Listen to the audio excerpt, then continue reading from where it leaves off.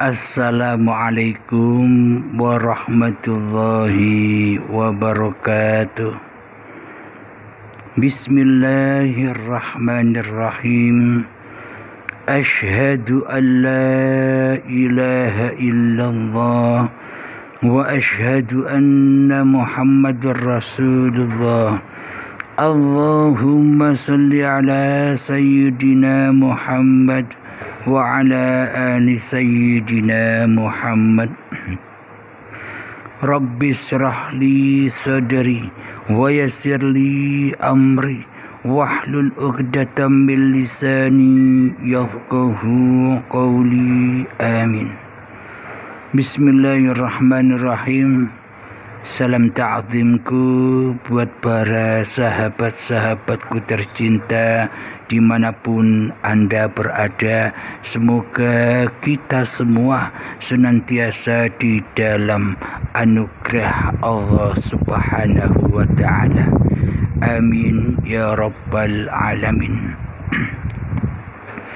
Sebelum kita memulai kajian ini, tak lupa kita memohon doa, memanjatkan doa kepada Allah lewat sholawat zalimin daf'ul bala', agar terhindar balak-balaknya hati, agar terhindar zalim-zalimnya hati, agar terhindar jahil-jahilnya hati kita kepada Allah Subhanahu wa ta'ala.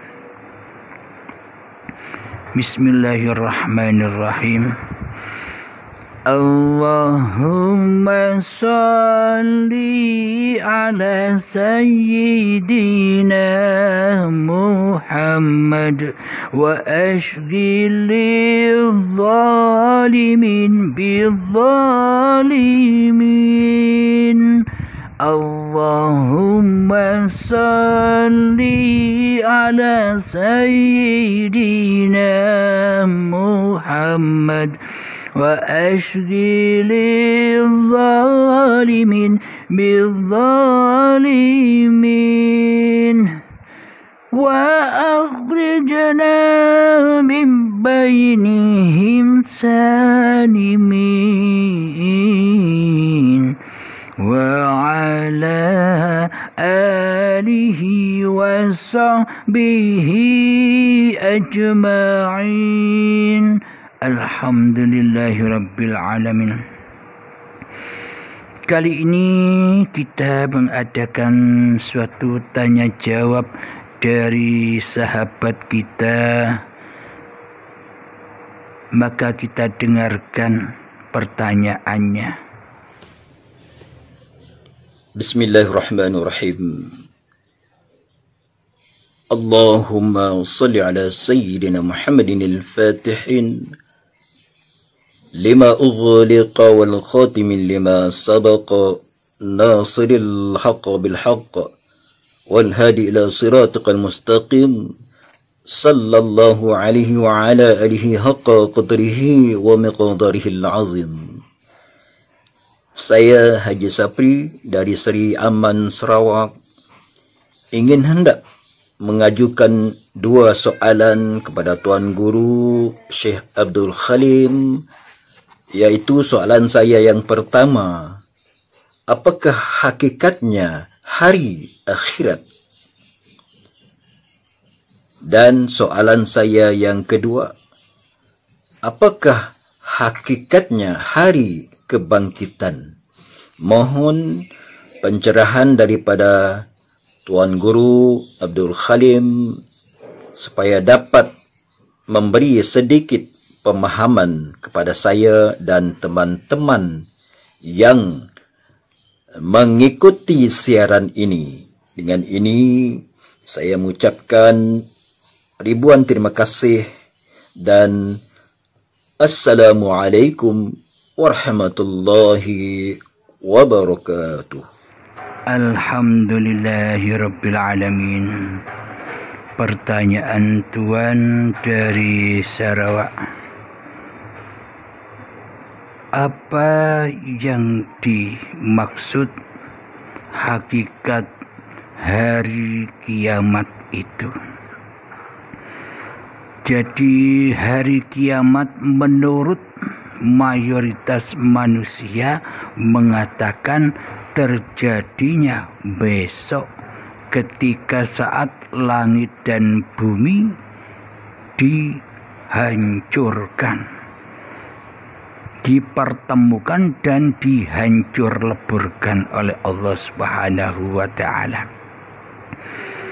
Jadi sejak zaman dulu kala hingga zaman saat ini, orang-orang mayoritas menunggu-nunggu kejadian terakbar ini, yakni hancur leburnya langit dan bumi, hancurnya gunung-gunung, hancurnya lautan, dan sebagainya.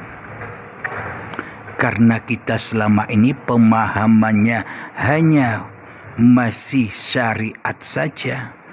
Karena selama ini kita pemahamannya hanya bersandar kepada badan-badan saja, seolah-olah semua cerita tentang kejadian-kejadian itu di dalam Al-Quran dinisbatkan kepada peristiwa-peristiwa babagan syariat, yakni babagan dohiriyah.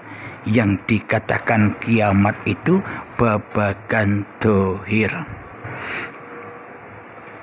Akan tetapi makna sesungguhnya hakikatnya di sisi Allah tidak sama dengan apa yang dibayang-bayangkan oleh manusia selama ini. Karena mayoritas manusia selama ini termasuk saya sendiri, imannya masih iman kepada badan. Agamanya masih beragama ala badaniyah. Berakidahnya masih ala syariat. Jadi semua dipandang babakan luarnya saja. Semua dipandang laku babakan dohiriyah saja. Akan tetapi di sisi Allah semua cerita itu sudah ada di babakan batiniyahnya, hakikatnya. Mari kami kutipkan di dalam surat Yunus ayat yang ke-24. A'udzu billahi minasy syaithanir rajim. Bismillahirrahmanirrahim. Innama matalul hayatid dunya kama in anzalnahu minas samai fakhtalata bihi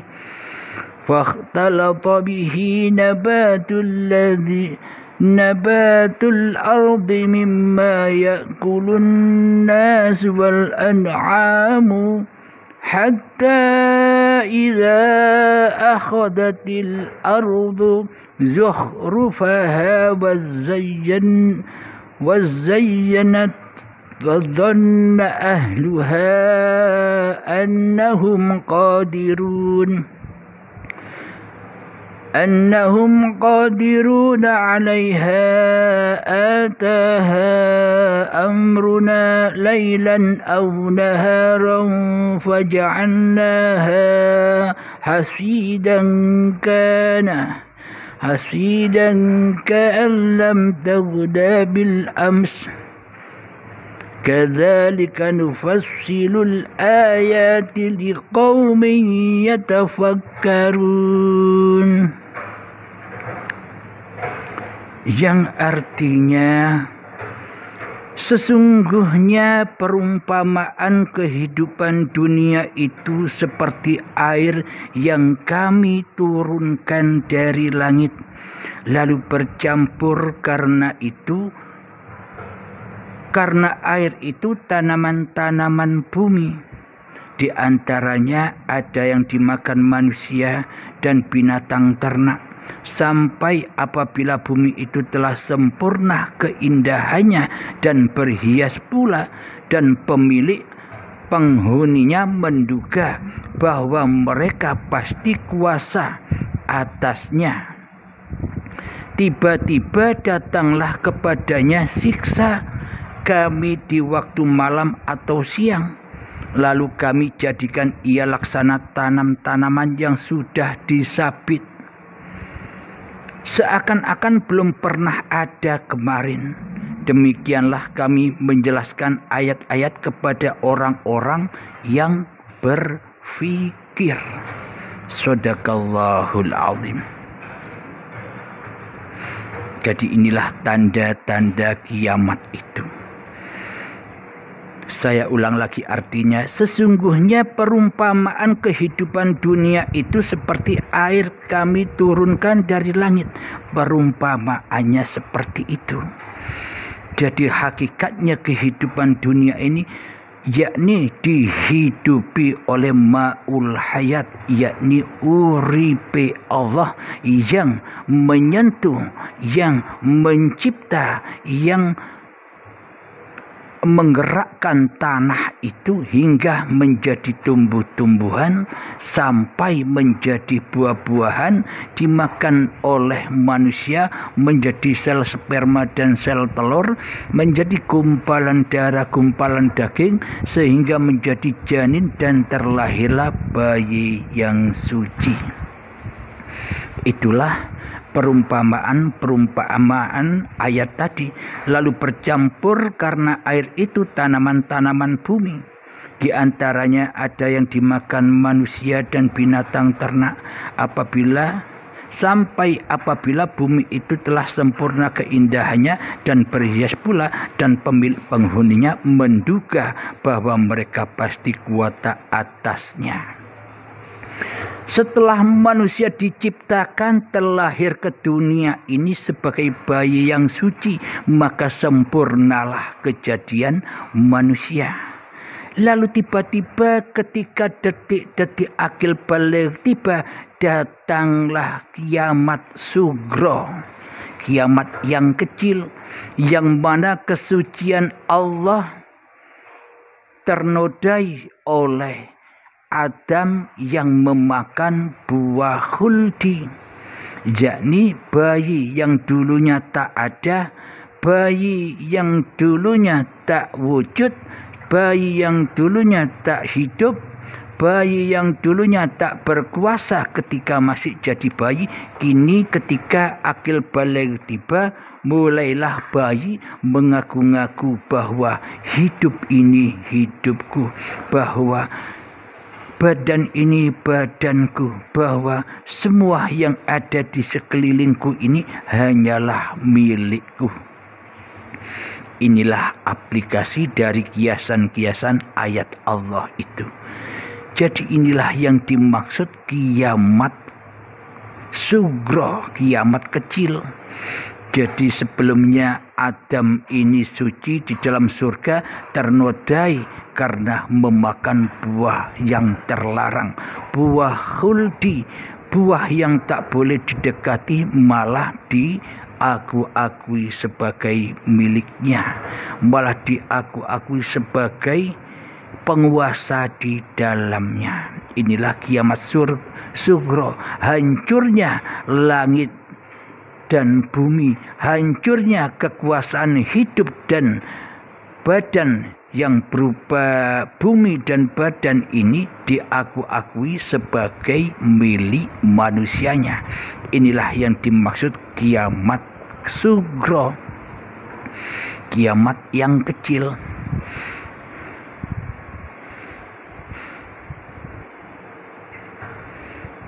Tiba-tiba datanglah kepadanya siksa kami di waktu malam atau siang, lalu kami jadikan ia laksana tanaman-tanaman yang sudah disabit. Maknanya ketika manusia mulai memakan buah khuldi, jatuhlah talak, berpisahlah antara esanya Allah menjadi esa makhluknya. Tadinya la ilaha illallah, kini setelah memakan buah yang terlarang, memakan buah khuldi, kini menjadi la ilaha illa ana. Ananya di sini ananya makhluk. Jadi hidup dan badan ini jatuh kepada pangkuan di dalam pengakuan manusianya. Lalu mereka disiksa oleh Allah. Jadi pas dengan cerita di saat alam barzah itu, ketika manusia sudah mati jiwanya ketika detik-detik akil balik, maka dikuburlah di dalam kuburan badan-badan ini dan diazab serta disiksa di dalamnya dengan berbagai macam siksaan dan siksaan. Bagi manusia, siksaan dari Allah itu yang disiksa bukan jiwanya tapi badannya, seperti yang kita gambar-gambarkan selama ini. Siksa kubur dan siksa neraka itu kita gambar-gambarkan selama ini seolah-olah badan-badan kitalah yang disiksa. Namun bagi Allah, Allah hanya memandang batinnya, memandang jiwanya, maka jiwanya lah yang disiksa, yang dipanasi hatinya dengan berbagai macam-macam kesulitan demi kesulitan, kebutuhan demi kebutuhan, keegoisan demi keegoisan, cita-cita demi cita-cita, keinginan demi keinginan. Jadi semuanya menjadi siksaan bagi manusianya. Inilah yang dimaksud hari kiamat sugro itu. Sampai kapan kiamat sugro ini berlangsung? Abadan abada. Jadi yang dimaksud kiamat sugro itu ya alam barzah itu, alam penantian itu. Ketika manusia tidak beriman kepada Allah, ya disiksa di dalamnya. Ketika di dalam menunggu masa yang begitu panjang disiksa terus hatinya oleh Allah Subhanahu wa ta'ala. Disiksa dengan apa? Disiksa dengan apapun yang dicinta-cintainya selain Allah selama ini. Jadi itulah yang dimaksud hari kiamat sugro. Sampai kapan? Abadan abada, selama-lamanya, hingga datang waktu kiamat sugro, kiamat kubro, kiamat yang terakhir, kiamat yang besar. Kapan kiamat besar itu datang? Kiamat besar itu datang bayang-bayangkan oleh manusia. Kiamat ya hancurnya langit yang di atas, bumi yang di bawah ini. Akan tetapi kiamat kubro di sisi Allah itu kapan? Ketika datang hari pembalasan, ketika datang hari perhitungan, dikala datang hari penghisapan demi penghisapan. Di saat itu sakaratul maut menjemput. Di saat ajal menjemput, itulah hakikat kiamat bagi masing-masing diri manusia. Jadi kita jangan terlena menunggu kiamat-kiamat yang hanya bayang-bayangan itu saja.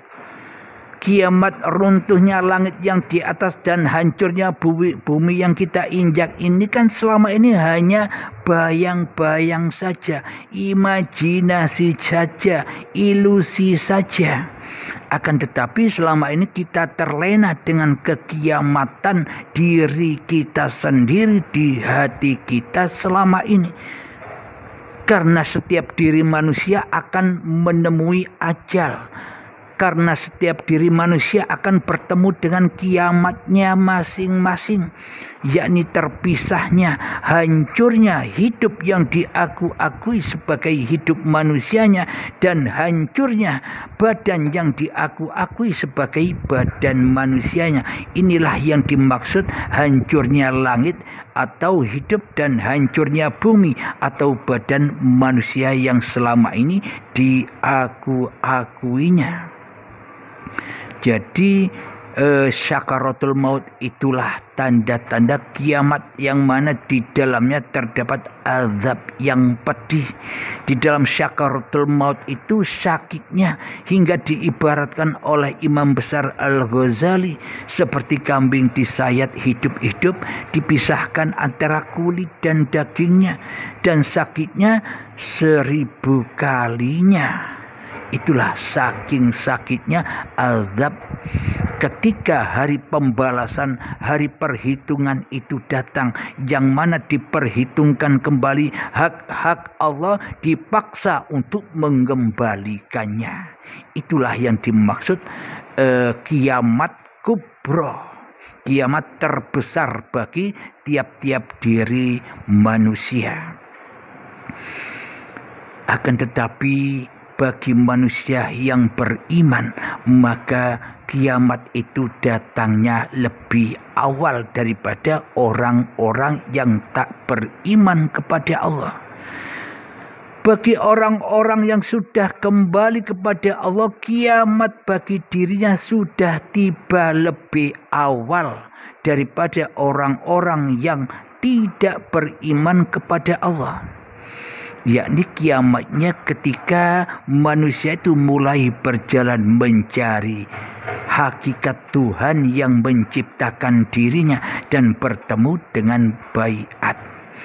Jadi ketika manusia sudah mulai mengkaji ilmu hakikat dan makrifat dengan dibimbing oleh guru-guru yang dianggap mumpuni oleh yang bersangkutan, maka itulah yang disebut hakikatnya kiamat kubro. Merelakan di dalam hatinya bahwa hidup dan badan ini dikembalikan dengan rela dan ridho kepada Tuhan sebagai penguasanya. Jadi manusianya mati sebelum mati. Itulah jalan pintu baiat. Karena tanpa baiat, maka hawa nafsu masih menjadi mursidnya bagi manusia itu yang merasa dirinya sudah memahami semua paparan-paparan tentang ilmu ketuhanan.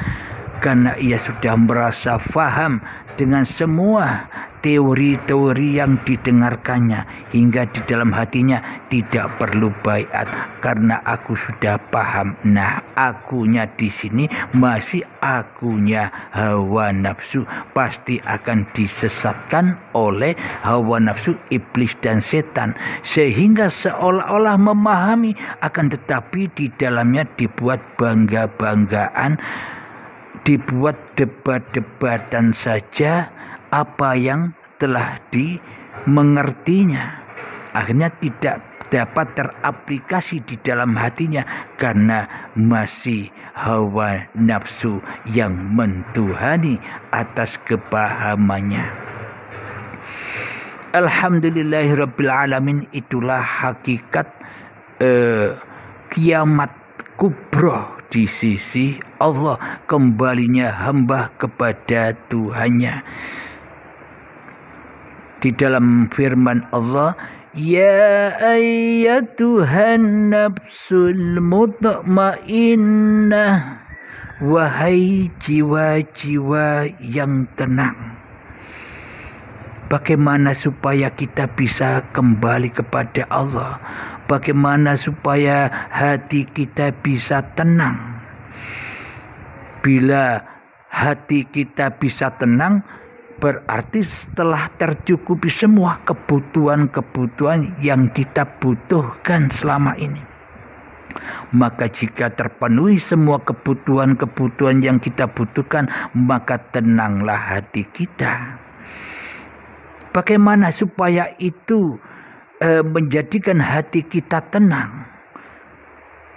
Irji'i ila rabbiki radiyatan mardiyah. Kembalilah, pulanglah kepada Tuhanmu yang menciptakanmu. Kembalikanlah hak-hak Allah berzakatlah, zakatkan, sucikan bahwa hidup dan badan ini bukan milikmu. Kembalikan dengan rela dan ridho, maka tenanglah hatimu, maka tenanglah jiwamu di sisi Allah. Jadi makna hari kiamat itu, hari kiamat kubro itu di sisi Allah demikian. Fadkhuli fi ibadi, maka jika sudah demikian, jadilah kamu, berkumpullah kamu dengan hamba-hambaku yang mengabdi.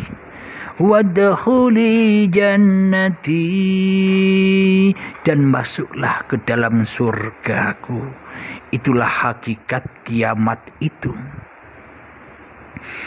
Alhamdulillahirabbil alamin. Hakikat kiamat kubro bagi orang-orang yang beriman, ya ketika masih hidup ia sudah mencari jalan pulangnya. Itulah yang dimaksud hakikat hari kiamat.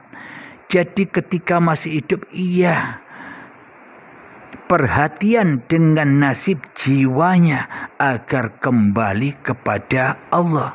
Man kana fi hadhihi a'ma fa huwa fil akhirati a'ma wa adallu sabila. Barang siapa buta mata hatinya di dunia ini, maka di akhirat pun akan buta mata hatinya, bahkan tersesat-sesat jalannya.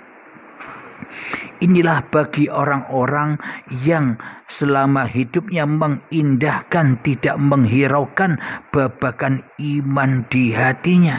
Manusia mayoritas hanya sibuk hatinya dengan babakan Tuhan-Tuhan yang dicintai di hatinya, yakni hubbud dunya. Maka bagi mereka akan bertemu dengan hari kiamat kubro yang mana dikembalikan dengan paksa dan siksa serta azab yang demikian pedihnya. Ketika harta sudah dikumpul-kumpulkan begitu banyaknya, dipaksa untuk meninggalkannya, sakit sekali hatinya, tersiksa sekali batinnya, panas sekali batinnya. Cinta-cinta terhadap anak, istri, suami diutus, ditinggal paksa. Cinta-cintanya terhadap badan-badannya diutus, ditinggalkan paksa. Cinta-cintanya kepada hidupnya diutus, ditinggalkan secara paksa dan siksa. Tentunya tidak ridho hati manusia yang belum bertuhan bila dikatakan kita ini sejatinya makhluk yang tak punya hidup dan yang tak punya badan. Maka dari itu saat hari pembalasan dan hari kebangkitan itulah bukti saksi bahwa manusia itu bukan apa-apa dan bukan siapa-siapa. Bagi orang-orang, bagi sahabat-sahabat yang sudah berbaiat pasti memahami apa yang dipaparkan ini. Karena sudah teraplikasi di dalam hatinya. Alhamdulillahirabbil alamin. Semoga kita dipahamkan oleh Allah babakan tentang hakikat hari kiamat di sisi Allah ini. Sangat amat beda pemahamannya di sisi manusia. Bila pemahaman manusia masih berpaham babakan dohir, babakan badan, babakan yang ada di luar dirinya. Akan tetapi pemahaman babakan hakikat, yakni babakan lakunya batin, lakunya jiwa yang ada di dalam dirinya. Alhamdulillahirabbil alamin. Untuk jawaban makna hakikat hari kebangkitan kita lanjutkan di episode yang akan datang. Alhamdulillahirabbil alamin. Sebelum kita akhiri, kajian ini, marilah kita memohon ampunan kepada Allah, memohon perlindungan kepada Allah, membaca salawat dzalimin daf'ul bala. Allahumma salli ala sayyidina Muhammad wa asqi lil zalimin bidzalimin. Allahumma salli ala sayyidina Muhammad wa asqi lil zalimin bil zalimin wa akhrijna min bainihim salimin wa ala alihi wa sahbihi ajma'in. Alhamdulillahi rabbil alamin. Rabbana atina fid dunya hasanah wa fil akhirati hasanah wa qina adzabannar. Wa sallallahu ala sayyidina Muhammad wa ala alihi wa sahbihi wa sallam. Walhamdulillahi rabbil alamin. Akhir kalam, assalamualaikum warahmatullahi wabarakatuh.